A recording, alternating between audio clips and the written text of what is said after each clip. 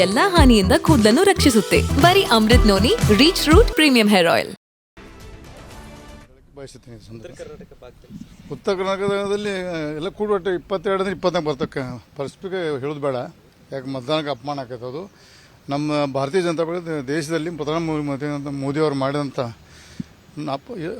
ಅಪ್ಕೆ bar 400 ಅಂದಲ್ಲ, ಅದಕ್ಕಿಂತ ಹೆಚ್ಚಿಗೆ ಬರ್ತಾವತ್ತು ಅತಿ ಆತ್ಮ ಹೇಳಕ್ಕೆ ಈ ಬಸ್ ನೋಡಿ. ನನ್ನ ಎಲೆಕ್ಷನ್ಗೆ ರಾಜಕೀಯ ನಡೆ ನನ್ನ ವಿರೋಧಿಗಳು ನನಗೆ ಪ್ರಬಲರು. ಮೊದಲಿಂದ ನಾನು ಕಾಲೇಜಲ್ಲಿ ಹಿಡ್ಕೊಂಡು ಇವತ್ತಿನವರೆಗೆ ಯಾವುದೇ ನಮ್ಮ ವಿರುದ್ಧ ಅಭ್ಯರ್ಥಿ ನಮ್ಗಿಂತ ಪ್ರಬಲ ತಿಳ್ಕೊಂಡು ಕೆಲಸ ಮಾಡ್ತೀವಿ. ನಾವು ಯಾರು ಕೆಳಮಟ್ಟ ಮಾತಾಡ್ದೆ ಅದು ಅವರ ಹತಾಶ ಬಾಂಡ್ ನಾವು 2 ಲಕ್ಷ 3 ಲಕ್ಷ ಅಂದಾರ ಹತಾಶ ಬಾಂಡ್ ತಿಳ್ಕೊಳ್ಳೋದು. ಚುನಾವಣೆ ಅಂದರೆ ಭಾಳ ಪ್ರತಿಸ್ಪರ್ಧಿ, ಎಲ್ಲರೂ ಸ್ಟ್ರಾಂಗ್ ಇರ್ತಾರೆ, ಎಲ್ಲರೂ ಪ್ರಯತ್ನ ಮಾಡ್ತಾರೆ, ಎಲ್ಲರಿಗೂ ನೋಡಿರಿ.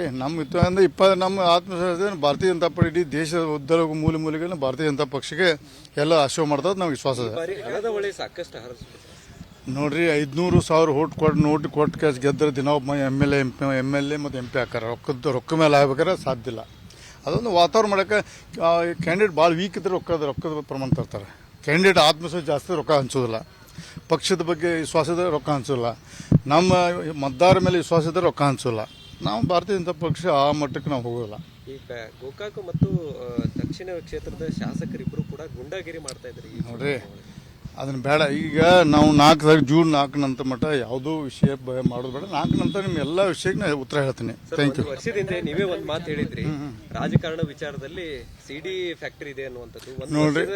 ನೋಡ್ರಿ, ಯಾರು ಈ ಹೆಸರು ತೋದಿಲ್ಲ. ನಾನು ಮೊದಲಿಂದ ಪದೇ ಹೇಳ್ತಿದ್ದೆ. ಅವಾಗ ಎಲ್ಲರೂ ನನ್ನ ನೆಗ್ಲೆಕ್ಟ್ ಮಾಡ್ರು. ನಂದು ಆದ್ಕೂಲಕ್ಕೆ ನಕ್ಕೊಂಡು ಕೂತಿದ್ರು. ಇವತ್ತು ಒಬ್ಬರಿಗೆ ಬಂದಿದೆ, ಇವತ್ತು ನನಗಾಗಿದೆ. ಸಿದ್ದರಾಮಯ್ಯಗೂ ಬರ್ಬೋದು, ಪರಮೇಶ್ವರ್ ಬರ್ಬೋದು. ದಯವಿಟ್ಟು ಗೃಹ ಸಚಿವರು ಮತ್ತು ಮುಖ್ಯಮಂತ್ರಿಗಳಿಗೂ ಇದು ಪಕ್ಷಾತೀತವಾಗಿ ಒಂದು ಇತ್ತೀಚೆಗೆ ಆಡಬೇಕಲ್ಲಿ ಅವ್ರ ಕೈ ಮುಗಿದು ಕೇಳ್ಕೊತೀನಿ ನಾನು. ನನ್ನ ಜೀವನದಲ್ಲಿ ನಾನು ಮಾತ್ರವಲ್ಲ, ನನ್ನ ಕೂದಲು ಕೂಡ ಆಗಿರ್ಬೇಕು ಸ್ಟ್ರಾಂಗ್ ಅಂಡ್ ಸ್ಟೈಲಿಶ್. ಬರೀ Amrut Noni reach root premium hair oil ನೊಂದಿಗೆ. Reach root premium hair oil. ನಿನ್ನೆ ಆಡಿಯೋ ಕೂಡ ರಿಲೀಸ್ ಮಾಡಿರುವಂತದ್ದು ಅಲ್ಲ ಸ್ವಾಮಿ, 14 ಸುತ್ತಾಗ ಅದು ಸುತ್ತಾಗೈತೆ. ಅದು ನಂತರ ನೀರು ಹೋಗಿದೆ. ಅಲ್ಲ, ನನ್ನ ಕಡೆ ನೀರು ಹೋಗಿದೆ. ಯಾವ ಬೇಕಾ ಕೊಡ್ತೀನಿ. ಇದು ಈ ಕೇಸು ಸುತ್ತಾಕಿದೆ. ಹಿಂಗೆ ಅಲ್ಲಿ ಮಾಡಿದ್ರೆ ನಾನು ನೇರವಾಗಿ DK ಮಾತಾಡದೆ ಕೊಡ್ತೀನಲ್ಲ. ನನ್ನ ಬಗ್ಗೆ ಷಡ್ಯಂತ್ರ ಮಾಡಿದ್ದೆ. ನನ್ನ ಕಡೆ ಇದೆ ಯಾವಾಗ. ಆದರೆ ಮೀಡಿಯಮ್ ಎಲ್ಲ CBI ಕೋರ್ಟ್ ಕೊಡ್ತೀವಿ. ಇಲ್ಲಿ ನೋಡಿ SIT ಬಗ್ಗೆ, ಅವಾಗ SIT ಬಗ್ಗೆ ವಿಶ್ವಾಸ ಇಲ್ಲ, ಇವಾಗ SIT ಬಗ್ಗೆ ವಿಶ್ವಾಸ ಇಲ್ಲ.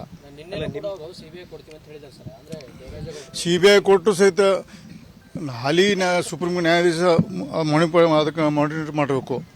CBI ಇರಲಿ, ಯಾವುದಕ್ಕೆ ಇದ್ರೆ ನೋಡ್ರಿ, ಈ ಮಹಾನಾಯಕ ಭಾಳಷ್ಟು ಹಣದಲ್ಲಿ ಪ್ರಭಾವ ಅದಾನೆ. ಹಣ ಕೊಟ್ಟೆಲ್ಲ ಖರೀದಿ ಮಾಡ್ತಾನೆ, ಸೊಕ್ಕದ ಅವಾಗ. ಅದಕ್ಕೆ ಮಾಡೋ ದೇಶ ಕಾನೂನು ಉಳಿಬೇಕಾರೆ ಈ ಕೇಸಲ್ಲಿ ಫಿಕ್ಸ್ ಆಗಬೇಕು ಅಷ್ಟೇ. ವಿಚಾರದಲ್ಲಿ ಅವತ್ತೇನಾದರೂ ಆಕ್ಷನ್ ಆಗಿದ್ರೆ ಇವೆಲ್ಲವೂ ಕೂಡ ಆಗ್ತಾನೆ ಇರಲಿಲ್ಲ. ನೋಡ್ರಿ, 4ನೇ ತಾರೀಕು ಹೇಳ್ತೀನಿ. ಬರೀ DK ಶಿವಕುಮಾರ್ ಅಲ್ಲ, ನಮ್ಮವರು ಹತ್ರಲ್ಲಿದ್ದಾರೆ. ಆಮೇಲೆ 7 ತಾರೀಕು 4ನೇ ತಾರೀಕು ನಂತರ ಅದು ಬೈರಿಂಗ್ ಪರ್ಸನ್. ಈಗ ಯಾಕೆ ಸತತ 4 ವರ್ಷದಿಂದ ಭಾಳ ಕ್ವಶನ್ ಆಗಿದೆ. ಒಮ್ಮೆ ಅಂತ ಹಾಡು ನಾನು ನೋಡ್ರಿ, ಪ್ರಜ್ವಲ್ ರೇವಣ್ಣ ಕೇಸು ಯಾರು ಅದಕ್ಕೆ ಹೆಮ್ಮೆ ಪಡುವಂಥ ವಿಷಯ ಅಲ್ಲ, ತಲೆ ತಗ್ಗಿಸುವಂಥ ವಿಷಯ. ಅದು ಭಾಳ ಕೆಟ್ಟ ಪ್ರಮಾಣ ಆಗಿದೆ. ಅದನ್ನು ಅದಾಗಬಾರ್ದು. ಮತ್ತು ನೋಡ್ರಿ, ಅವ್ರಿಗೆ ಪ್ರಜ್ವಲ್ ರೇವಣ್ಣ ಅವ್ರಿಗೆ ನಾವು ಹೆಚ್ಚಿಗೆ ಕಾನೂನಿಗೆ SIT ಕೋರ್ಟ್ ಮೂಲಕ ಕಾನೂನು ರೀತಿ ಹೋರಾಟ ಮಾಡಲಿ. ಕಾನೂನಿನಿಂದ ಹೊರಗೆ ಬರಲಿಲ್ಲ. ಕಾನೂನು ಒಂದು ಉತ್ತರ, ಅದಕ್ಕೆ ಬೇರೆ ಉತ್ತರ ಇಲ್ಲ. Thank you. ಅನುಕ್ಷಣದ ಸುದ್ದಿಗಳಿಗಾಗಿ Vistara news YouTube channel subscribe ಮಾಡಿ. ಹೊಸ ಸುದ್ದಿಗಳ ನೋಟಿಫಿಕೇಶನ್ಗಾಗಿ ಬೆಲ್ ಐಕಾನ್ ಕ್ಲಿಕ್ ಮಾಡಿ.